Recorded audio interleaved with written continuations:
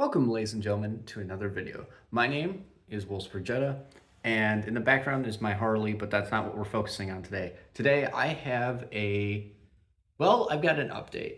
This is the rear subframe for the Volkswagen Scirocco. Now, this channel, I've been making videos on this, but let me show you this subframe real quick, and I had to unplug my phone. So this is the original subframe. Yes, it may be hard to believe, but this actually is. Now, why does it look so good? Well, it's been powder coated. You probably could have guessed that one. Didn't really need to tell you. But as you can see, this powder coated subframe is ready to be reinstalled, but there's a lot that needs to get done. And over here, you may see two axle stubs. Now, if you know anything about Scirocco's, or if you don't, I'll let you know anyways, this car actually came with drums originally. Now, drums aren't bad, but discs do give you a lot better stopping power. They do give you a little more performance, and they are easier to do maintenance on than drums. Ask any technician, they will tell you everything that I just told you. Now, these are the brake disc shields. Some people run these, some people don't. I'm going to run them just because I think they might look really good. Plus, it kind of helps have a back plate to the actual disc itself. Now, you may be wondering why there's no bearings and stuff on here, and that's because they're actually over there. They're just infused with the brake rotors that I had gotten. And when I say gotten, I mean they're secondhand. Will I use them? We will find out. I do not have my calipers right now. They're actually at a shop getting rebuilt and powder coated. And that is some hardware right there and the tool you will need. And I'm actually going to show you how to put this together if you have a Mark II Golf or Scirocco or Jetta. Now, just a quick kind of precaution. This subframe is different than what's on a Golf or Jetta. They look slightly similar. Certain aspects do not work. However, I have found when it comes to installing axle stubs, they are the same. Volkswagen in the 80s had a lot of parts that were shared, so that's what's going on. But enough talk, let's get started. Let me quickly go over what hardware you will need for this. The first thing you will need are these are M10. They are called concave washers, and if my camera would focus, I'd be able, there we go. Nope, focus again, come on. Come on, focus. Focus on my hand. There we go. They are considered wavy washers. They're spring washers, concave washers, whatever you call them. You will need 8 of these. 4 for one side, 4 for the other side. You will also need these bolts. These, my camera will focus again. There we go. These are M10 by 25. Now, before I continue, Volkswagen says that the proper bolt is an M10 by 24.5. Those, unless you order online, are very hard to find. Not many hardware stores carry them. You will have to get M10 by 25s. You can run these and use these, but I'm just letting you know, if you want to be very specific to factory specs, factory spec uses a 24.5. The thread is 1.50. And it is an M10. This is a 17 millimeter head. The reason I know that is that's a 17 millimeter socket. I'm gonna go ahead and put that down. So, now that we have our hardware covered, this is how you're going to install it. And it's a very simple installation. Alrighty, so what we're gonna do is get our thing lined up, which it is. Make sure your washer is on your bolt. I'm actually going to just pop these through. And now I'm going to ugga-dug these on. So this is what it looks like.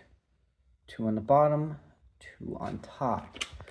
I'll go quickly ugga-dug these on, and then we'll continue.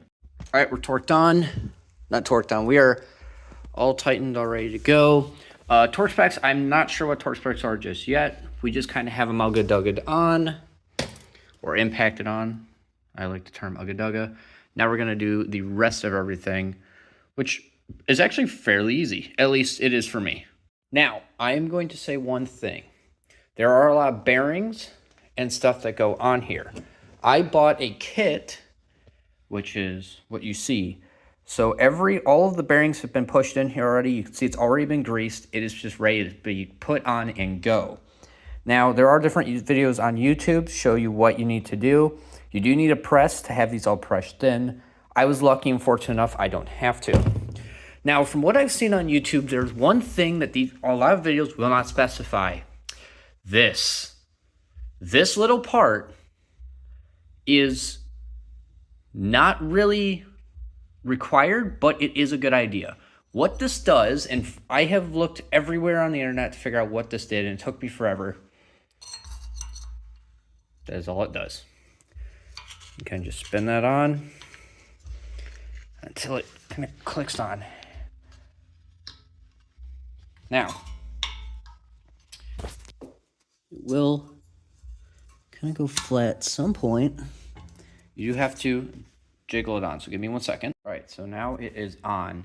And essentially what this does is it's just kind of a thing to kind of protect those, and the back goes on this. Now, I gotta pop this off, which, again, let me go get a screwdriver. Pop this little red cover off. There we go. Now, there's a couple things that are really important that I'm going to mention. This right here is is like a locking ring. Now, there's the bearing under there. You can kind of see it. It's very hard to see. Now, this locking ring is important to remember about, because if you look here on the axle stub, you'll see this channel. That is there for a reason. That slides into that channel. Now, I am going to have to use both hands for this, but I'm going to kind of try to demonstrate something. First off, this bearing, there's only really one way to put in this bearing, and it should sit flush. If you try to do it the other way, it will poke out, and, well, you have a bad day. I'll show you what the bearing looks like. So if you try to put it in the other way, it won't work. Like I said, everything else has been put in there, and a little bit of axle grease. That's why God gave us jeans. Hell yeah. All right. I'll pop this on. Give me 1 second. Unfortunately, I'm going to be in the way a bit, but I'm going to pop this on. I'm going to keep that bearing from pushing out as well. And I don't really have a lot of light back here, but we got it. Push that on, you know, kind of feel it pop on, and there we go. I would recommend just kind of wiping away some of the excess grease that gets around it. Again, God gave us jeans for a reason. Sorry, Mom, if you're watching this, but that's just why my jeans are always so dirty. I don't understand why. My mom will, out of the kindness of her heart, buy me a pair of jeans and tell me, don't get them dirty. I'm going to get them dirty. Anyways, all right. Now just for today, this is the axle nut. This is the one that you are essentially going to put on, and it just threads on like so, or not. Yes? No? Feels like it's not. It is starting on. It just didn't feel like it was at first. Okay. Now, from what I'm told, when you go to tighten this axle nut, and the reason I'm not doing it right now is because I might have to take all this off at some other point. I'm not saying I have to, but to torque down those, when I go back to torque down those axle stub bolts, there is one thing that's very important. When you go to tighten this down, you do not go past a certain tightness.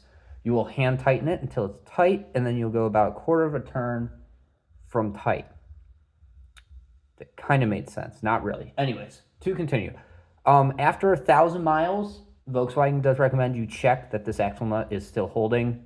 The torque spec, again, I'm not sure. I will have to look at that torque spec. There are two things as well that need to be done after. This funny looking thing actually goes over this like so. And you have this cotter pin. Now what this cotter pin is, there's a hole in the axle stub itself. It goes through, and then I found that taking a pliers works the best. You kind of just fold these over and it keeps it in place. And then you put the dust cover right over it. You put the dust cover right over it. And you will need to kind of hammer on this dust cover. Taking it off is a pain. You will need to hammer it and kind of dent it a bit for it to come off. That is how this all goes together. And if we look, both sides are on. This is the beginning. Now, the next step will actually be putting on the sway bar, and I'll show you how to do that. I will show you how to put the suspension all together. But the suspension will not be put into there just yet, or into the car. I will show you what it looks like. I'm first going to show you how to put in the gas tank. That will be next video. That's going to be a while because I'm still waiting on... I'm actually not waiting on anything. I will show you how all that system goes together. Specifically for the Scirocco, for the Golf and Jet, it is slightly different.